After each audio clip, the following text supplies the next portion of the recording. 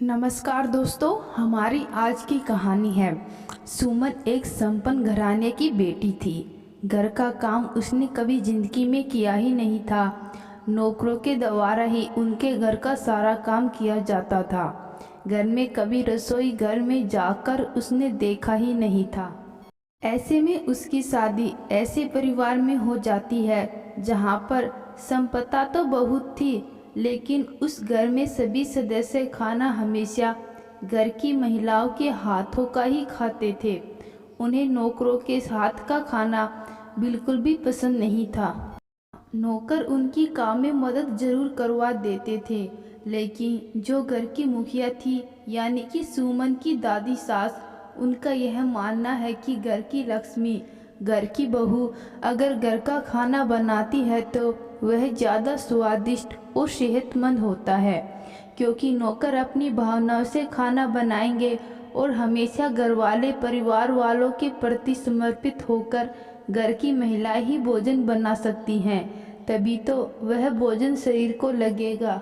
पुरानी सोच के अनुसार उनकी यह बात बिल्कुल सही भी है, होना भी ऐसा ही चाहिए। लेकिन यह सोच सुमन के लिए मुसीबत बन गई थी, क्योंकि नई नई शादी होकर गई सुमन को जब यह पता लगा कि उसे घर की रसोई में खाना तो बनाना ही पड़ेगा, तो वह बहुत परेशान हो गई।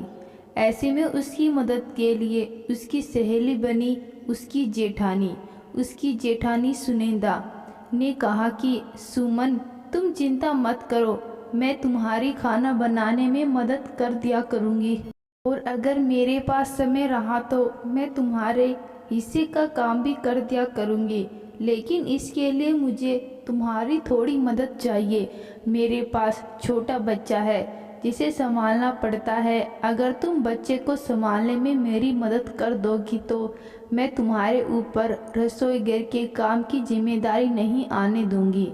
ऐसा सुनकर सुमन बहुत खुश हुई। जो चाहिए था वह मिल गया। कोई प्रॉब्लम थोड़ी ना होती है, बच्चे तो अपने आप खेलते खेलते रहते हैं। लेकिन उसे क्या पता था कि बच्चों का काम तो बहुत ज़्यादा हो जाता है। उसकी जेठानी जब उसके हिस्से का काम करती तो सुमन बड़ी खुश होती, लेकिन बच्चा कभी आराम से तो बैठता ही नहीं, हमेशा कुछ न कुछ शरारतों में लगा रहता।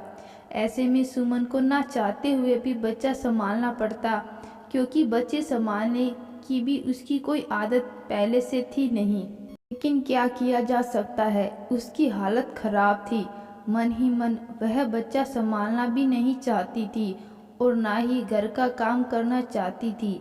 लेकिन सभी के ससुराल में कुछ नियम कायदे ऐसे भी होते हैं जिन्हें घर के सदस्यों को मानना ही पड़ता है, इसलिए सुमन मजबूर थी।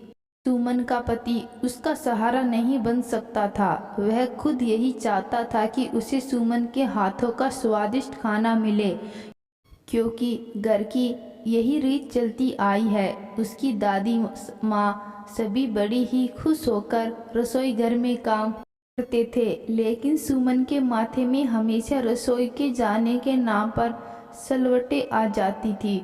उसका हमेशा माथा ठिनका रहता था कि अब उसे रसोई में जाकर चाय बनानी पड़ेगी या फिर कुछ और भी काम करने पड़ेंगे। लेकिन सुमन की जेठानी पूरी तरह से समर्पित थी। उसने जैसे सुमन का वादा किया था, अपने वादे को पूरी तरह निभाया। उसने सुमन को एक बार भी रसोई घर में जाकर पसीना बहाने नहीं दिया। वह हमेशा उसके काम में एक बड़ी बहन की तरह करती थी। लेकिन एक दिन ऐसा हुआ कि सुमन की जेठानी ने सुमन की सहायता करनी बंद कर दी। हुआ यूँ कि सुमन अपने कमरे में छोटे बच्चे को लेकर बैठी हुई थी और वह बच्चा सुमन के पास खेल रहा था। भी छोटी छोटी शरारतें कर देता था। वैसे तो उसकी जेठानी अपने बच्चे को हमेशा डायपर पहनाकर रखती थी, लेकिन उस दिन शायद वह डायपर पहनाना भूल गई थी या उसका डायपर निकल गया था। बच्चे ने सुमन के बिस्तर पर ही पेशाब कर दिया। इतना देखते ही सुमन का दिमाग खराब हो गया कि बच्चे ने अपने कपड़े और उसका बेड दोनों ही गीले कर दिए। गुस्से में सुमन ने बच्चे को बेड से उतार के नीचे जमीन पे बैठा दिया।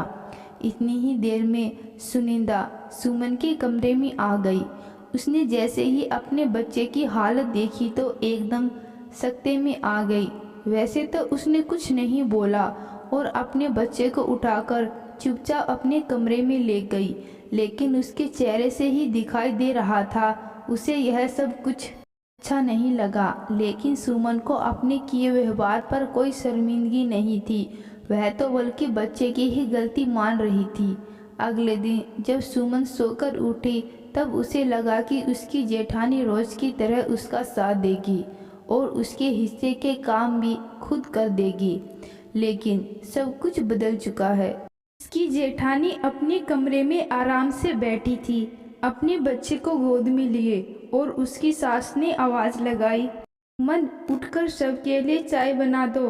तो वह अपनी जेठानी के कमरे में गई तो देखा कि जेठानी के चेहरे पर अभी नाराज़गी के भाव थे।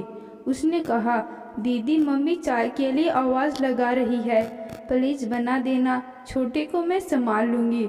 तो उसने कहा, नहीं, कल तुम्हारा जो बच्चे के प्रति बर्ताव था वह देख करके मुझे समझ में आ चुका है कि तुम एक स्वार्थी लड़की हो और सिर्फ अपने बारे में सोचती हो।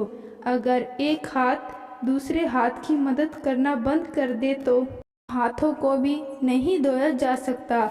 मैं कब से तुम्हारे आगे पीछे तुम्हारी तीमारदारी करती हूँ, यही सोचकर कि तुम बड़े घर से आई हो, तुम्हें घर का काम नहीं आता, लेकिन तुम इतना छोटा सा बच्चा भी नहीं संभाल सकी। तुमने इस तरह से उठाकर नीचे बैठा दिया जैसे उसने बहुत बड़ी गलती कर दी। कल को तुम्हारे अपने बच्चे होंगे तो भी तुम ऐसा ही करोगी क्या? सुमन को अपनी गलती पर कोई पछतावा नहीं था। सुंदा बोली, अपने हिस्से का काम करो, तुम जाकर सबके लिए चाय बना दो। माफ़ करना, अब मैं तुम्हारे हिस्से के काम नहीं कर पाऊंगी। तुम मेरे बच्चे को ढंग से नहीं संभाल सकती तो मैं अपने बच्चे ज़्यादा परेशान क्यों करूं? ऐसा कहते ही जेठानी जी अपने बच्चे के साथ खेलने में मशगूल हो गई। तो दोस्तों, सुमन की जेठानी ने उसके साथ हमेशा अच्छा करने की कोशिश की, लेकिन सुमन ने हमेशा अपना स्वार्थ देखा, जबकि ऐसा नहीं होना चाहिए।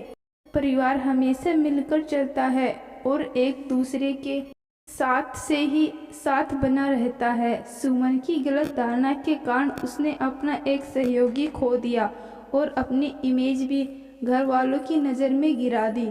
तो दोस्तों, आज की कहानी आपको कैसी लगी कमेंट बॉक्स में ज़रूर बताना। धन्यवाद।